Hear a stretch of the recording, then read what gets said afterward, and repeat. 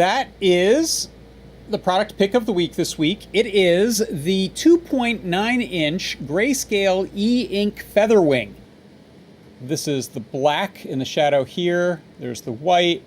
There's the lighter gray inside the hub and on the hood here. And this is the darker gray across the top that we have here. So I'm going to press the B button here and it's going to swap this out for a different image I prepared.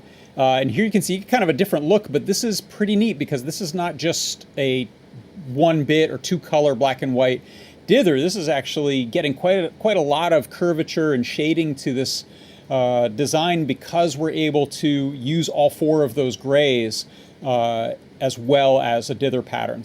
It is the 2.9-inch Grayscale eInk display FewatherWing, 296 by 128 pixels using the SSD 1680 driver.